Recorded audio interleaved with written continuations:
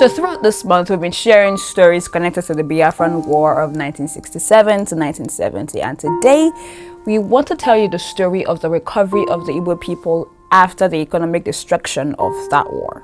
When the Biafran War ended in 1970, the federal government declared that there was no victor and no vanquished. But the next few years showed that the truth was something completely opposite, because the federal government under Gowon rolled out 3 major policies whose collective impact was to decimate the economy of the East. The first was the Bank Obligations, the Eastern States Decree. This decree basically said that every Igbo person who had money in the bank or operated bank accounts before and during the war would strictly receive £20, no matter how much they had originally in the bank. Now, this was the £20 policy. Fortunes were confiscated and wealth that had been accumulated for generations were wiped out overnight. The Igbo middle class basically disappeared instantly, and that was the point.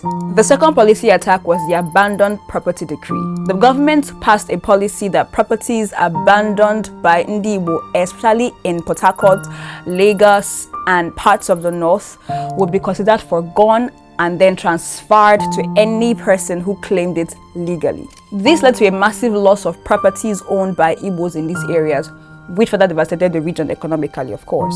And then the third leg of this economic attack on the Igbo was the Nigerian Enterprises Promotion Decree of 1972, also called the Indigenization Decree. Almost immediately after the confiscation of the Igbo people's wealth via the £20 policy, the Nigerian government announced that most companies previously owned by foreigners would be transferred over to Nigerian owners or listed at the Nigerian Stock Exchange. The stated goal was to give Nigerians control of their economy, but of course, since the Igbo middle class wealth had been wiped out, there was no way for them to participate or to buy into these newly Nigerianized companies.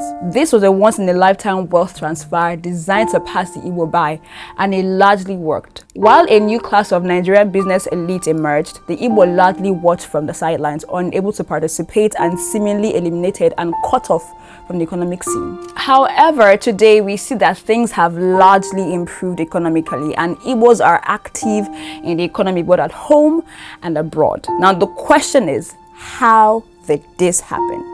How did the Igbos rebuild their economy, survive the post-war economic onslaught, and become a thriving economy once again? We'll bring that story to you in the part 2 of this story.